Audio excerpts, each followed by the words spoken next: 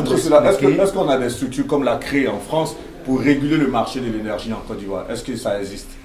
Bon, il y a des structures de régulation comme l'ANARE, qui est une structure comme l'ANARE qui devrait réguler, mais qui le fait au nom de l'État. Un, et puis deux, l'État est au début et à la fin du processus. Tout à fait. En termes de distribution, en termes production, distribution, de commercialisation. Tout à fait. Maintenant, à toutes les étapes. Ouais. L'État aussi est dans la production, mais il y a des producteurs indépendants qui vendent à l'État.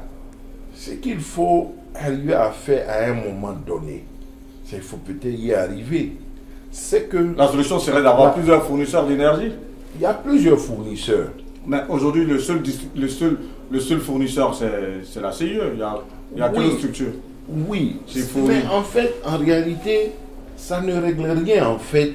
S'il y a 10 CIE, je vais vous expliquer. Voilà, s'il y avait une ouverture de marché. Si je vous dis, même s'il y a 10 CIE aujourd'hui, puisque l'État est au milieu du processus et au cœur, c'est l'État qui achète. Quand les gens produisent là, l'État achète.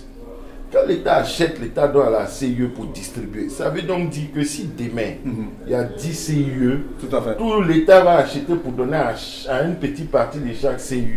Ça ne change rien. C'est là où la CRE peut intervenir, parce que ça se fait en France. On est en France, par exemple. On sait que l'État est actionnaire chez EDF, par exemple. En termes de contrats, il y a des contrats en offre de marché, il y a des contrats qui sont réglementés par l'État. Justement, pourquoi ne pas faire une ouverture de marché? Parce qu'ici en France, on a Engie, on a EDF, Total Energy, Eni, il y a pas mal de fournisseurs d'énergie. Pourquoi ne pas aller à cette solution pour pouvoir soulager? Parce que là, on parle le cas échéant de l'électricité. Je vous parle du cas ivoirien. Oui, mais justement, pourquoi ne pas tendre à ça aussi? Je vous parle du cas ivoirien. On connaît les coûts de production. Vous voulez qu'au niveau de la distribution, les choses changent. Mais je vous dis que si on a les mêmes producteurs, si l'État achète toujours au même prix élevé, à quel miracle vous attendez? C'est-à-dire que, parce que au niveau, par exemple, de la téléphonie, vous avez vu, on a 3 opérateurs là. On dit joue la concurrence, mais on a vu que les prix sont à peu près identiques. Hein. Oui, ça peut être identique, mais ça peut soulager quand même le dernier maillon qui est le peuple, au fait. C'est ça. Non, si les prix sont identiques, je ne vois pas. Non, mais en même temps aussi, ça a permis. Vous êtes d'accord avec moi qu'en 98-99, pour une seule minute d'appel, on était à 500 francs CFA. Aujourd'hui, par exemple, c'est vrai qu'on est arrivé à l'étape d'Internet, mais aujourd'hui, le prix unitaire pour appeler, c'est moins cher quand même. Vu qu'il y a eu cette ouverture de marché. Non, eux tous avaient les mêmes prix avant. Ils étaient 1, 2, 3. Donc, eux tous, ils continuent en diminuant. Donc, c'est pas là où on aurait vu qu'il y avait la concurrence. C'est-à-dire, si un seul était là pendant 20 ans, faisait un seul prix, et puis un deuxième ou troisième vient, et puis paf, ça change. Eux tous ont progressé ensemble, en diminuant en chemin ensemble. Et il est évident que plus il y a des consommateurs, plus les gens utilisent, et plus les années passent. Au début, quand c'était 100 francs, peut-être on avait 10 000 abonnés ou 100 000 abonnés. Aujourd'hui, quand c'était 500, mais aujourd'hui, si c'est 100 francs, vous verrez qu'on dit on a 30 millions d'abonnés, l'un des meilleurs taux de pénétration en Afrique ou même dans le monde. Donc quand on a 30 millions d'abonnés, on ne peut pas vendre au même prix que quand on avait 100 000 abonnés. Donc c'est tout ça qui peut expliquer que les prix ont diminué et pas forcément le nombre d'opérateurs, c'est la qualité des services, etc., etc. Donc il y a un certain nombre de choses à offrir. Il ne faudrait pas penser que...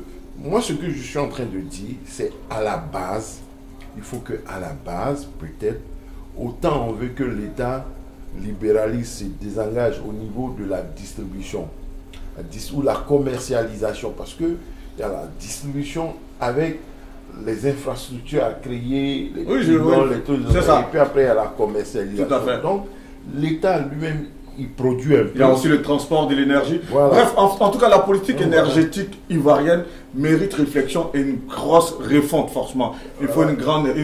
on va une plus grande clarification et sensibilisation et des interactions. Parce que, en tout cas, en ce moment, en tout cas, les Ivoiriens, ils en payent... Des interactions, des explications. Par le prix du kilowattheure aujourd'hui, il est trop élevé et c'est dommage de voir des factures aujourd'hui. Quand on te dit les factures ont triplé, quand tu regardes ça de loin, tu te dis qu'il faut vraiment repenser la politique énergétique en Côte d'Ivoire. Mais bon, ça reste un débat politique quelque part. Nous, on va revenir dans l'ouvrage, mais en même temps, avant de revenir dans l'ouvrage, Pour coller à l'actualité par rapport au football, on a vu aussi cette mission de la politique dans le football au Cameroun récemment avec le ministère des Sports qui a fait cette ingérence dans la nomination de l'entraîneur, le volte-face de Samuel Eto'o.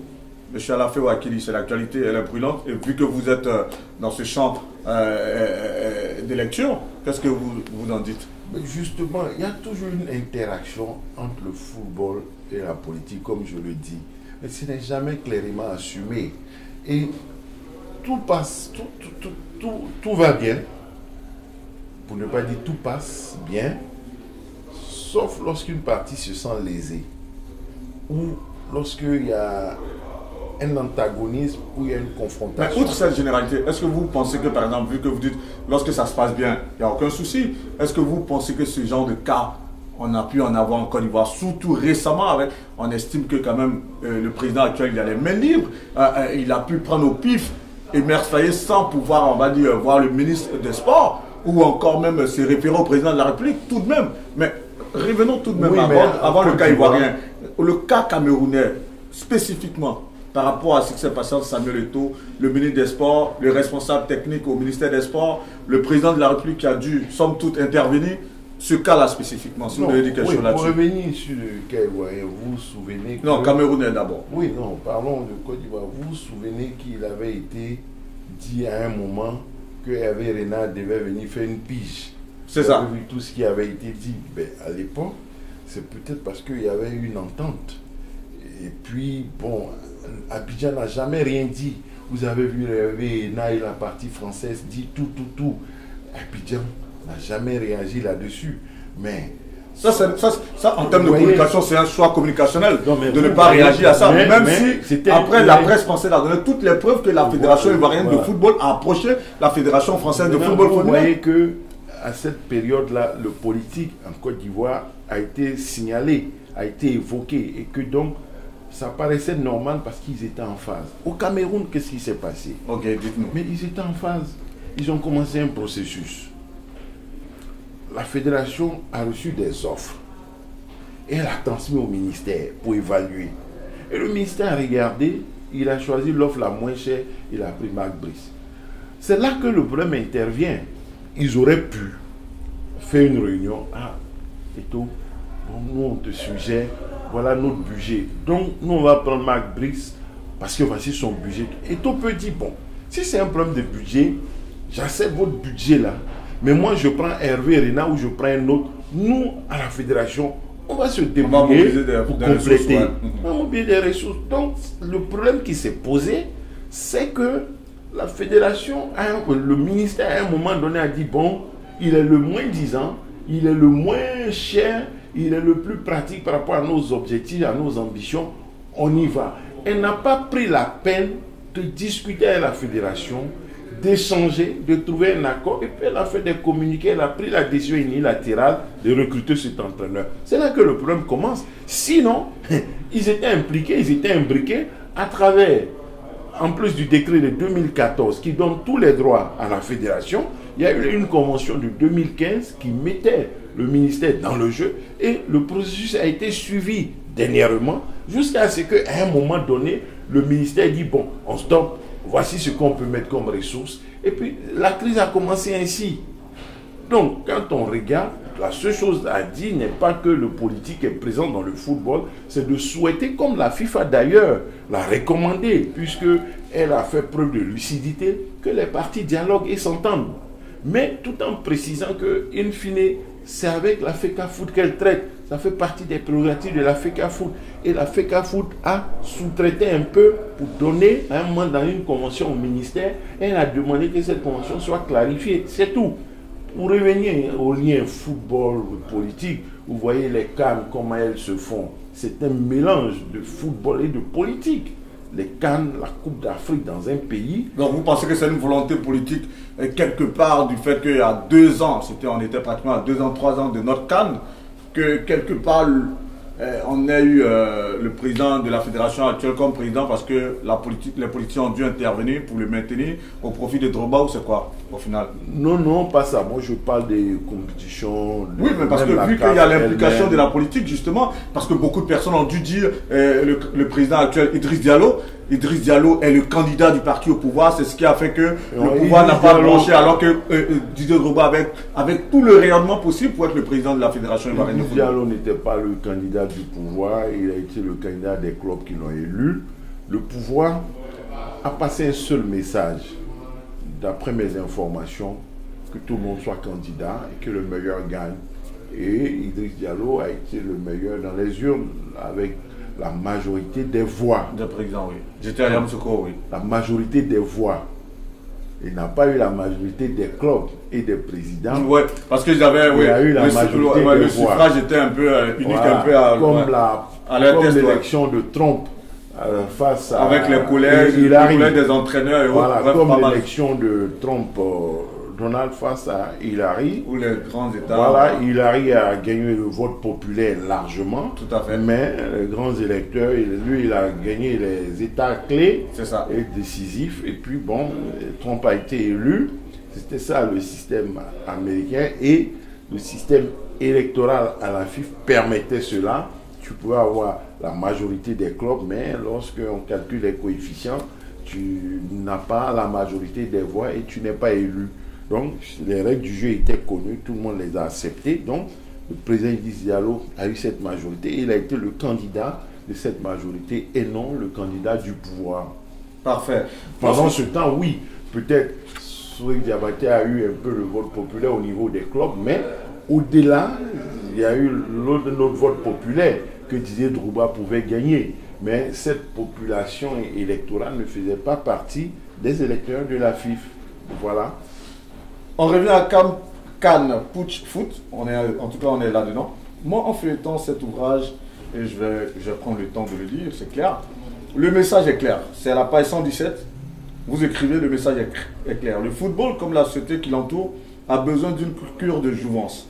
Des retours aux sources et aux valeurs. Exit la corruption, les arrangements douteux, l'instrumentalisation politique. Place à la transparence, à l'éthique, au jeu, dans ce qu'il a de plus pur et de plus noble. Utopie, peut-être, mais une utopie porteuse de sens et un idéal mobilisateur auquel se raccrocher dans la tempête. Car la miroirie, ballottée entre passion et déchirement, a plus que jamais besoin d'un cap, d'une vision qui transcende les clivages et les égoïsmes. C'est là où je vais en venir pour terminer rapidement. Justement, les nouveaux acteurs qui émergent dans leur diversité et leurs contradictions ont ce pouvoir entre leurs mains. S'ils parviennent à s'unir et à parler d'une seule voix, ils pourront être le levain d'une transformation en profondeur, d'un sursaut salvateur pour le pays tout entier. Là, on parle d'un pays imaginaire dans votre ouvrage. Mais est-ce que ce pays ici, en termes de plan axiologique, est-ce que vous n'êtes pas en train de parler de ce relais générationnel politique en Côte d'Ivoire? Non, c'est le football. Non, mais moi, c'est pour ça que je dis l'image que ça renvoie entre les lignes là, on voit à demi-mot que vous parlez de la classe politique ivoirienne et de ce relais générationnel qui s'impose et qui pointe à l'horizon, forcément. Non.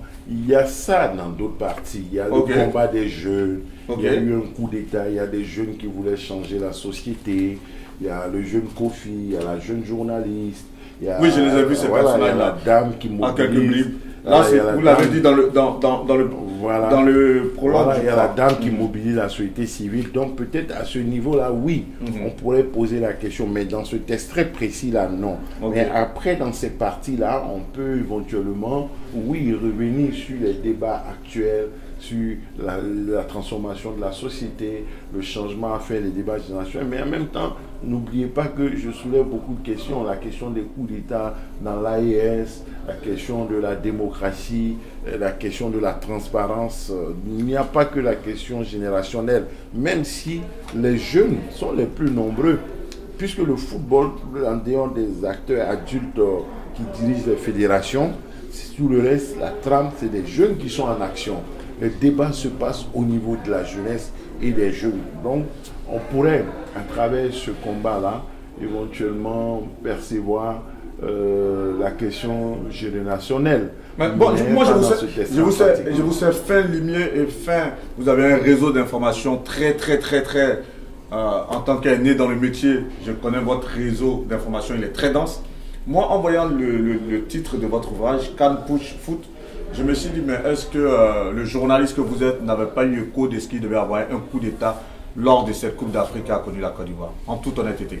Non, pas du tout. Vous n'en avez pas eu écho? Non, j'ai commencé. Mais pourtant, il y avait des velléités. D'aucuns disaient, on a eu plusieurs sources, ça reste bien entendu des rumeurs, comme quoi le président Guillaume Soro, à partir du Niger, allait lancer donc un coup d'État à la faveur de cette Coupe d'Afrique. Vous n'en avez pas eu écho, en toute sincérité? Non, moi je n'étais pas dans ça. Comme j'ai dit tout à l'heure, j'ai commencé à y travailler il y a 6 mois. Et ça, avant même 6 mois, dans des débats, c'est renforcé par la question des coups d'État dans les pays AES. C'est renforcé la réflexion. Je me suis senti interpellé par les mesures de la FIFA, du comité olympique de l'UEFA contre la Russie dans la crise avec l'Ukraine, ils ont pris des décisions. Là, vous êtes dans une lecture générale. Moi, je veux vous ramener à la réalité ivoirienne. C'est pour vous dire que je suis dans le cheminement par rapport à un contexte général. C'est une préoccupation. Et ce contexte général je vous ai même dit, j'ai posé la question, puisque on dit les sanctions de la CEDEAO font mal. C'est vrai. On dit oui, les sanctions contre la Russie n'ont rien changé. Mais et si la CAF et la FIFA disent désormais, dans le monde, ils prennent la résolution, un pays où il y a coup d'État est interdit de compétition de la CAF, de la FIFA, jusqu'au rétablissement de l'ordre constitutionnel. C'est une réflexion ancienne qui n'est pas liée à une rumeur de coup d'État pendant la CAN 2023. Pas du tout. Mais en tant que journaliste, est-ce que vous aviez eu quand même un vent par rapport aux rumeurs qui circulaient tout de même qu'il allait avoir un coup d'État et que voilà? Je sais, comme je dis, je connais votre réseau d'information, il est très dense, est-ce que vous n'avez pas eu écho? De toutes les façons, un coup d'État qui s'annonce, c'est comme un agent des services secrets, il vient s'asseoir et dit je suis un RG. C'est un faux RG. Donc les coups d'État dont on a écho, c'est des coups d'État qui ne peuvent jamais avoir lieu. Un bon et un vrai coup d'État, on n'en a jamais écho. Mais vous qui êtes très introduit, c'est clair que tous les pouvoirs en ont fait face, que ce soit le pouvoir du président Laurent Gbagbo, ils ont dû étouffer pas mal de coups d'État lorsqu'ils étaient au pouvoir pendant des années. C'est clair que pendant le pouvoir du président Alassane Ouattara, il y a dû y avoir pas mal de coups d'État qui ont dû être étouffés quand même. Un coup d'État qui échoue n'est pas un coup d'État. Mais les velléités quand même restent, les velléités restent, sont tout de même... Les velléités, il peut en avoir tous les jours. Vous savez, j'étais à un débat il y a quelques jours, quelqu'un dit, écoutez, vous savez, il y a des pays, il y en a qui souffrent tellement que eux, ils s'en foutent qu'il y ait un coup d'État ou pas. Vous savez, il y a des gens, quand vous avez dit les gens font ping-pong pour la question de la coupe, il y a des gens, ceux qui soutiennent par exemple les coups d'État AES là, tous les jours on est dans des groupes où il y a des débats sur la Côte d'Ivoire où des gens soutenant les coups d'État AES, ils sont prêts à soutenir les coups d'État en Côte d'Ivoire. Donc, un coup d'État, il peut toujours avoir 1000 raisons de le faire, 1000 justifications pour les faire. La différence, c'est dans la posture de base de ceux qui refusent les coups d'État, quelle que soit la raison, d'une part, et d'autre part, dans la capacité d'un régime à empêcher ces coups d'État-là. Sinon, à chaque minute, à chaque instant, à chaque heure, à chaque mois, tous les 2 mois ou chaque année, il y a toujours des raisons de faire un coup d'État et même des tentatives et des possibilités de coup d'État. Bah, c'est ce que je voulais entendre parce que les tentatives ne manquent pas. Mais elles sont étouffées, c'est-à-dire qu'au moins les services généraux aujourd'hui en Côte d'Ivoire sont bien rodés. Et si ces services généraux arrivent à faire échouer tous ces coups d'État, c'est en tout cas pour le bien et pour la quiétude des Ivoiriens. On trouve toujours des partisans des coups d'État. Donc tant qu'on trouvera des partisans de coups d'État, il y aura des risques toujours qu'il en ait. Et vous trouverez ces partisans qui diront tant qu'on fait ceci, tant qu'on fait cela, tant qu'on il y aura toujours des coups d'État. Ils voudront toujours justifier les coups d'État. Alors que ce n'est pas encouragé, hein, sincèrement. Non, mais ils sont droits dans leur botte, ils insistent. Et on sait ce que ça peut amener un pays, des retards de beaucoup d'années. Dans Can Push Foot, en tout cas, c'est le tout dernier ouvrage du journaliste Alafé Ouakili qui nous fait l'honneur en tout cas de pouvoir évoquer quelques lignes avec nous. Moi, je vous ai vu tout à l'heure à la faveur donc, de la dédicace de cet ouvrage au Consulat général de Côte d'Ivoire à Paris. Je vous ai vu être très très optimiste quant à 2025 en Côte d'Ivoire. C'est la question sur toutes les lèvres. Je l'ai dit encore, au risque de me répéter, vous êtes un journaliste très introduit, vous êtes un journaliste avec un réseau d'informations très dense. Vous qui êtes autant optimiste, sur quoi vous vous basez alors que beaucoup de personnes se disent ça risque d'éclater encore? Ben, pourquoi être négatif? Pourquoi... Non, pas être négatif, mais lorsque ces personnes font cette grille de lecture, elles se disent, bah forcément, ça va péter. Alors que vous, donc, je vous ai vu très optimiste. Ça va péter. Parce qu'on s'est dit quoi, bon, la lecture est là. Le président Laurent Gbagbo, qui n'est pas sur la liste électorale, donc ces manifestants vont vouloir manifester. Parce que s'il est exclu, par exemple, voilà. Le président Alassane Ouattara, il est dans le premier mandat, avec la nouvelle constitution qui lui permet de se présenter à nouveau. Alors que les gens, beaucoup de personnes se disent, bon, ok, il en a fait assez, il devait se retirer. On voit aussi Guillaume Soro aujourd'hui qui est hors de la Côte d'Ivoire. Et lorsqu'on voit ce cocktail Molotov, où il y a aussi ces germes d'exclusion qu'on a eu hier en Côte d'Ivoire, que ce soit en 95 et autres, on s'est dit, les mêmes démons, je m'excuse du mot, vont peut-être certainement refaire surface. Alors que dans tout ça, vous dites non, il n'y aura rien. Voyez-vous, au Sénégal aussi on avait peur. Le Sénégal, c'est pas la Côte d'Ivoire. Au Sénégal, on avait peur. Mais le Sénégal, c'est pas la Côte d'Ivoire. La Côte d'Ivoire, c'est la Côte d'Ivoire. Parce que la Côte d'Ivoire a connu un coup d'État, a connu une grave crise. Au Sénégal, on n'a jamais eu de coup d'État. La Côte d'Ivoire, la Côte d'Ivoire, c'est la Côte d'Ivoire. Ok. Et je vous ai parlé des germes qu'on a connus en 95 qui peuvent refaire surface en 2025. Lorsqu'on fait une grille de lecture. La Côte d'Ivoire, c'est la Côte d'Ivoire. Et moi, je suis optimiste. Voyez-vous, comme je l'ai dit, moi, je veux des éléments d'analyse pertinents qui vont m'emmener peut-être. Ou bien qui vont convaincre certaines personnes de se dire, bon, si M. Alafé Ouakili, qui est un grand journaliste, nous fait telle analyse, on n'a pas à s'inquiéter. Oui, mais parce que ceux qui ont peur ne disent pas pourquoi il faut avoir peur. J'ai donné quelques éléments tout à l'heure. Ce n'est pas suffisant en fait. Ce n'est pas parce que quelqu'un est exclu, ce n'est pas parce que quelqu'un n'est pas sur une liste électorale, ce n'est pas parce que quelqu'un est un nouveau candidat qu'il faut avoir peur. Ça fait partie des choses normales. Voilà. Il n'y a rien d'inédit en fait en Côte d'Ivoire. Il n'y a rien d'inédit. Maintenant, ceux qui ont peur, ceux qui sont optimistes comme moi, se disent que ce peuple-là n'est pas condamné à la bêtise.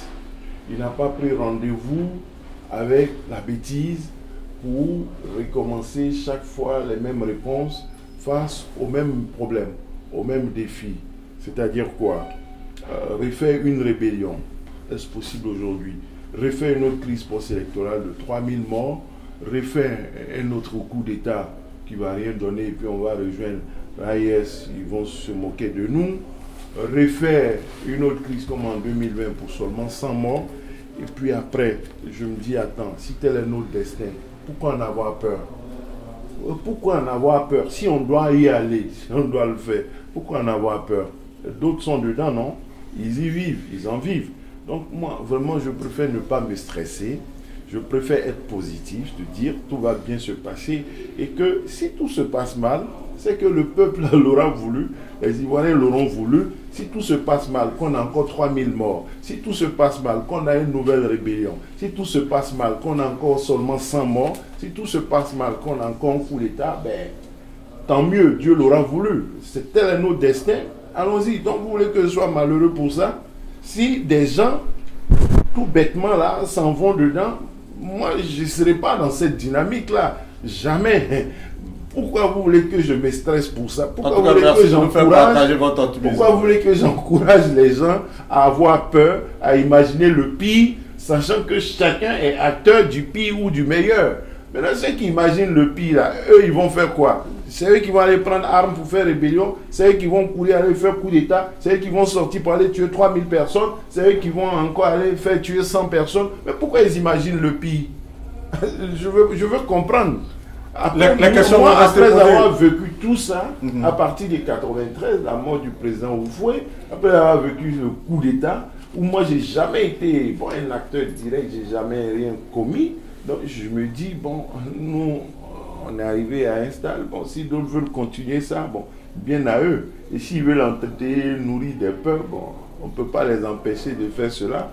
Jusque-là, tout est cool, j'espère. Ouais, c'est cool. C'est cool. Parfait.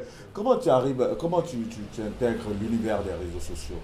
Comment ça? Nous avions un invité de qualité, M. Alafé Wakili, patron du journal L'Intelligent d'Abidjan, patron donc du groupe Totem. Il vient de sortir un ouvrage, et je le sais, très passionné d'écriture, pour l'avoir côtoyé, pour continuer à le côtoyer au quotidien. Je sais qu'en 6 mois, écrire un ouvrage de 200 pages, il en est capable, et il l'a fait. C'est à travers Can Push Foot. Et donc c'est un ouvrage à avoir donc aux éditions Sim Éditions. Aujourd'hui, il a fait une dédicace à Paris, et à la faveur de cette dédicace, on a eu l'honneur de l'avoir en interview. Merci encore, M. Alafé.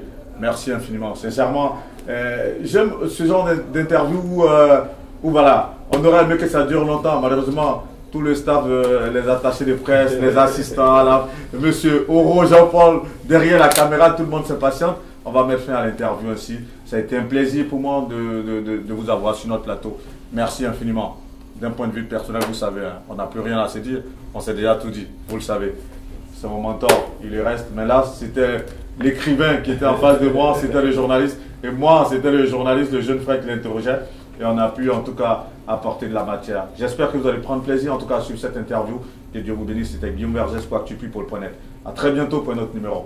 À la caméra, Arnaud Quadio. Merci. Jusque-là, tout est cool, j'espère. Ouais, c'est cool. C'est cool. Parfait. Comment tu arrives, comment tu intègres l'univers des réseaux sociaux? Comment